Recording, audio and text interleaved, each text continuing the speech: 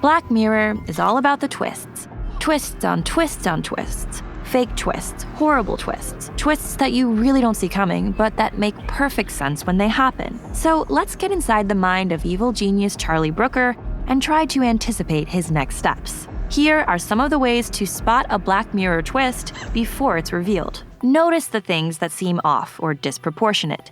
Don't brush them off. We have a deeply ingrained tendency to latch onto what we're told at the start of any story and explain away the things that don't quite fit. It's what we do in our lives all the time, so conveniently for Brooker, we're trained to ignore what seems dissonant or contradictory. But actually, these little off moments are hints that he's dropping for us. So later, when we look back, we go, oh, yeah, we were told something weird was going on. In Shut Up and Dance, it seems odd to us after a while that Kenny is willing to continue doing all of these extreme things he's being blackmailed into, just because this mysterious operation has a recording of him masturbating. Well, everyone does that. But we make up an explanation, like, well, I guess he's just that terrified of humiliation. You've been looking at kids! In the end, it turns out Kenny was actually looking at pictures of little kids. And that's the humiliation he'll even kill to cover up. In Black Mirror and in life, if you want to foresee the twist, don't explain away the crack. Look into the crack.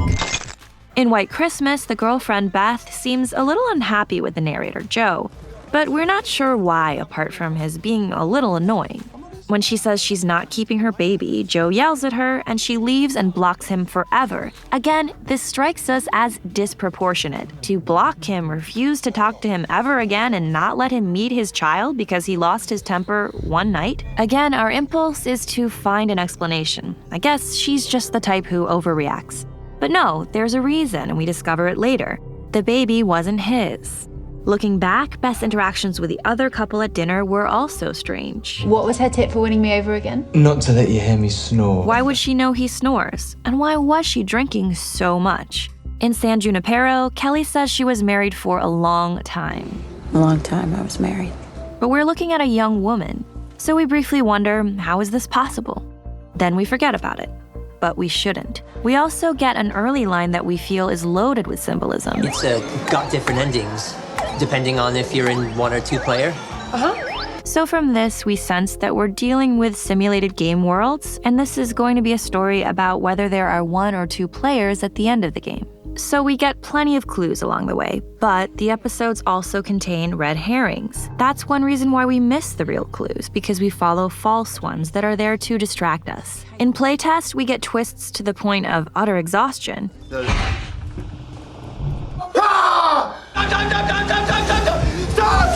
But most of what we witness is all red herrings. Cooper sneaks his phone into the room to take photos of the top secret augmented reality technology he's testing. He misses a call from his mother. You're qualified to do this, right? I haven't killed anyone yet. May I? And these words become ironic because Cooper dies almost immediately after them.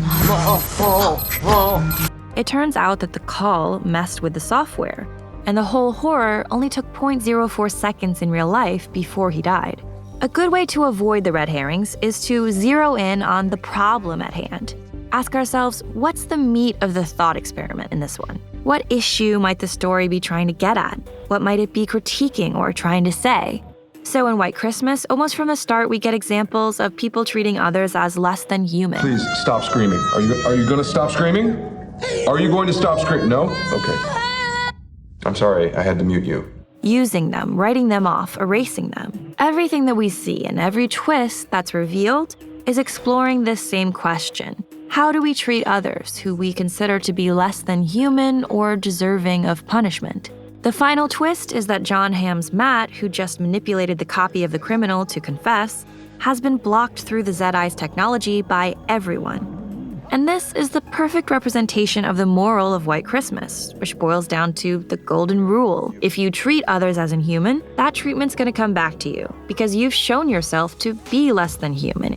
The same moral is executed powerfully in Hated in the Nation. The bees end up attacking not the people who were targeted by the Death2 hashtag, but the hundreds of thousands of people who used the hashtag. As we're watching, we can probably predict at least that this isn't going to be a story about how cyberbullying is a harmless, no big deal thing. It's half hate. They don't mean it. The hate in a marriage, that's in 3D. Don't trust the main character. Coming into our story, we tend to implicitly trust our protagonist. We don't necessarily think they're perfect or special, but we imagine that they're being straight with us. We assume we know everything that's important to know about this person. But in Black Mirror, the story is not being straight with us.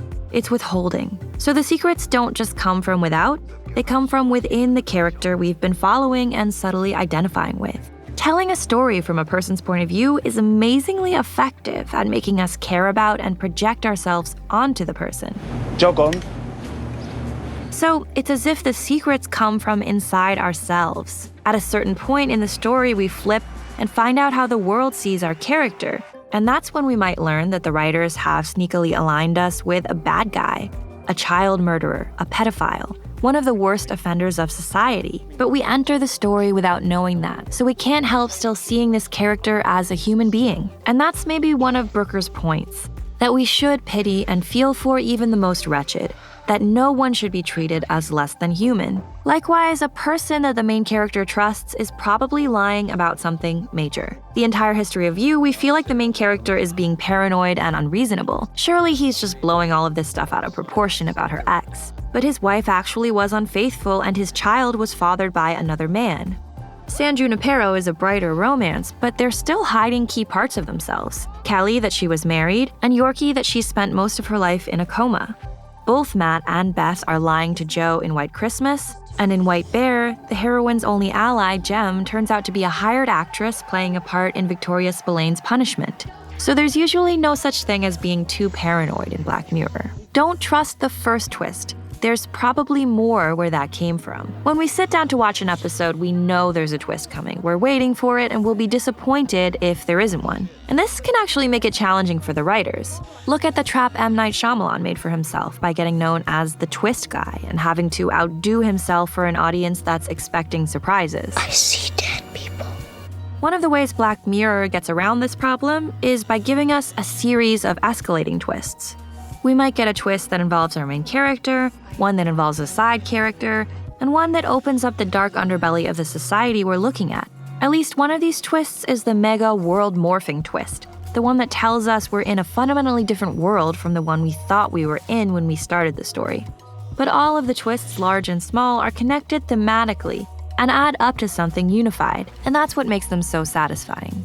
The great pleasure of Black Mirror is that the twists feel justified, because they follow logically. They're the answer to the question that's set up by the premise or the what if of the episode.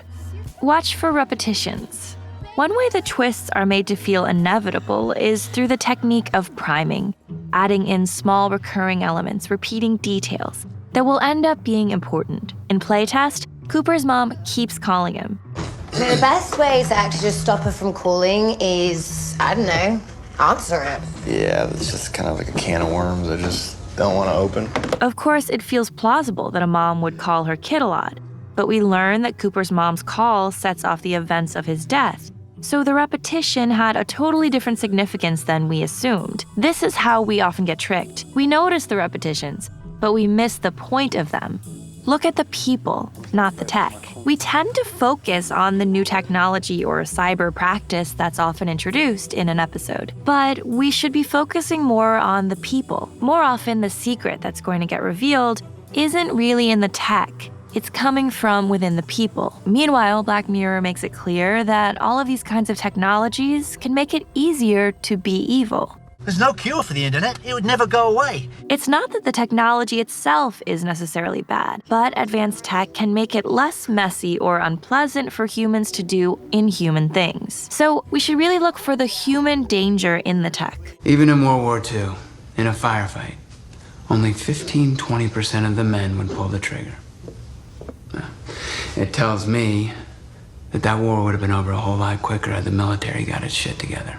The mass implant in Men Against Fire makes the soldiers' targets appear to be so-called roaches, so it's a lot easier to kill. Throughout the series, people use tech to torture, erase each other, block each other out, designate each other as lesser, rewatch memories instead of looking at each other while they're having sex.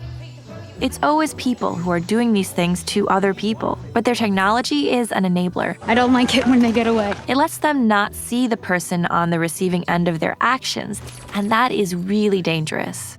Don't buy into the social hierarchy. The societies in these stories quickly make it clear which kinds of people are admired or revered, and which are rejected and looked down on. But the society's values are usually revealed to be all messed up. In Nosedive, Lacey's old friend Naomi has a super high social rating, while Lacey's embarrassed of her brother's low rating. But what's wrong with her brother, besides that he's not particularly ambitious or fake? Naomi is only being nice to her as a mathematical calculation to increase her rating even more. When I asked you to speak, you were a 4-2, okay? And the authenticity of a vintage Bond low 4 at a gathering of this caliber played fantastically in all the simulations we ran. Forecast was a prestige bounce of 0.2 minimum, but now you're a sub 3. And finally, when Lacey gets a 0 rating, she's liberated from this prison of social expectation. If you're thinking, well, gee, that was a lot of bad stuff that just happened, I bet Brooker has probably had enough for today. Think again. Think instead, what fresh hell could still be coming? The notable exception to the general punishing bleakness of Black Mirror is San Junipero, where the happy ending is probably the most brilliant twist yet in Black Mirror. We're so conditioned to expect the worst from this show that it's genuinely a shock, and some viewers have doubted it. They ask, what if Yorkie has only imagined Kelly as part of her perfect reality in a one-player game? It's got different endings, depending on if you're in 1 or 2 player. But Brooker himself directly disputed this. So, just when we think we know what to expect, we get tricked again, proving that we should never assume anything. And finally, as you're watching, ask yourself, where's the humanity? Follow the humanity. They're human beings. Black Mirror presents increasingly tech-driven worlds in which humanity is becoming scarcer and more devalued. It warns us to look before we leap, to be cautious about what we sign up to without thinking through the human costs. Our technology is, like the title says, a black mirror. It has the power to reflect and magnify our worst traits. So by giving us these cautionary tales, Brooker and his collaborators are telling us, don't forget what's always most important, being humane to each other and creating a future in which humanity still comes first. But anyone who knows what love is will understand. Thanks for watching, and if you like our videos, please consider supporting us on Patreon. Just click this link here. We spend a lot of time making these videos, and every little bit helps. And of course, the very best thing you can do is subscribe to our channel to get access to all of our latest videos.